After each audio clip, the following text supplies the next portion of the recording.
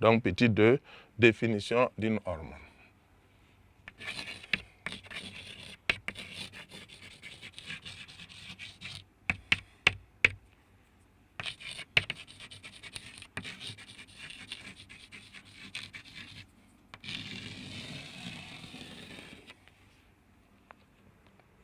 Donc, qu'est-ce qu'une hormone? Une hormone peut être définie comme étant une substance qui est sécrétée par une glande qu'on appelle glande endocrine. Donc, on a une glande ici qu'on appelle donc glande endocrine.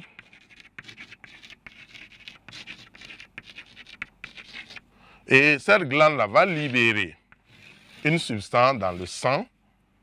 Donc, on peut considérer que, par exemple, cette partie-là qui sécrète l'hormone, et l'hormone est libérée dans le sang. Donc, ça, c'est les vaisseaux sanguins.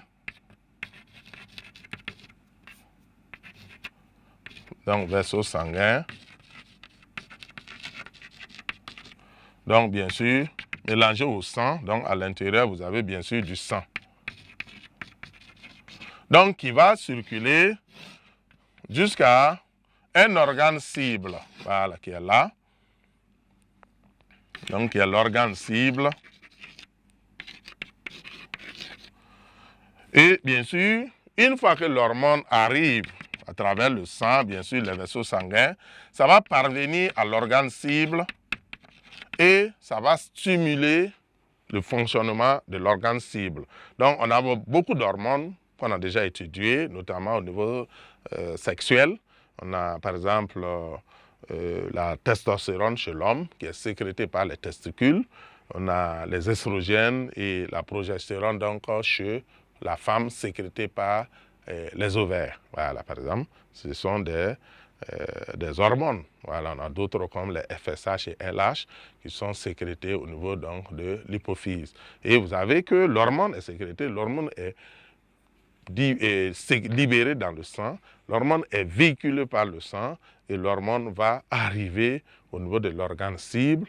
Si nous prenons par exemple la testostérone chez l'homme, sécrétée par les testicules, donc c'est libéré dans le sang et ça va circuler, ça va agir sur, par exemple, beaucoup d'organes, tout ce que l'homme a, au niveau des muscles, ça va stimuler le développement des muscles, ça va stimuler tout ce qui est caractère sexuel secondaire chez l'homme, la poussée de barbe, la poussée de poils en est partie, comme les aisselles au niveau du pubis. Donc, ce sont des organes cibles comme ça, de la testostérone. Au niveau de la femme aussi, on a des hormones comme les estrogènes qui sont sécrétés par les ovaires, qui circulent par le sang, qui vont agir sur les ovaires et sur l'utérus plutôt de la femme et pour réguler le fonctionnement de la femme, le fonctionnement cyclique, hein, le cycle menstruel de la femme.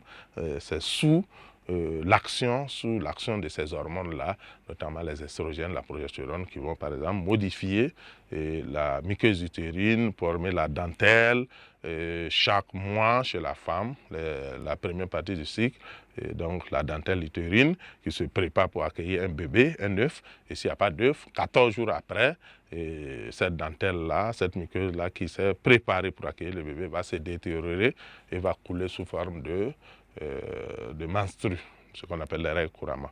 Donc ça, par exemple, c'est l'activité des estrogènes et aussi de la progestérone qui agit sur la muqueuse utérine, sur l'utérus de la femme pour modifier sa forme, sa morphologie chaque mois. Et c'est pourquoi on parle de cycle menstruel. Donc on a beaucoup d'autres exemples qu'on peut donner sur les hormones. Donc nous retenons qu'une hormone est une substance qui est libérée par une glande endocrine et qui est véhiculée par le sang et qui va agir sur un organe, dit organe cible ou cellule cible, pour donc stimuler son fonctionnement. Voilà quelle définition nous pouvons donner donc aux hormones. Et les glandes endocrines, ce sont des glandes qui sécrètent les hormones. Voilà, les glandes qui sécrètent les hormones sont des glandes endocrines, c'est-à-dire des glandes capables donc de libérer donc des hormones dans le sang. Vous avez beaucoup de glandes endocrines. C'est vrai que les testicules sont à la fois des glandes endocrines parce que ça sécrète la testostérone,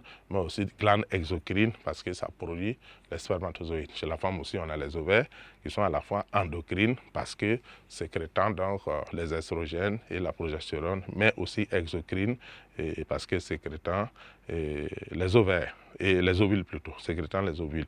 Mais on a aussi l'hypophyse qui sécrète la FSH et la LH, et qui est une glande donc purement endocrine. Voilà donc ce qu'on peut dire donc, sur cette partie. Donc en grand 2, on va parler d'anatomie et de physiologie du pancréas.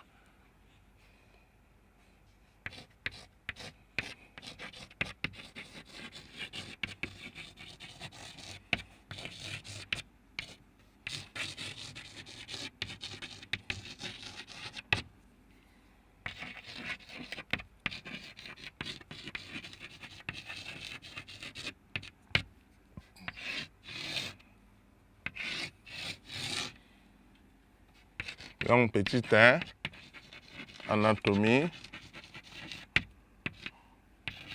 et histologie. Donc petit a, donc anatomie.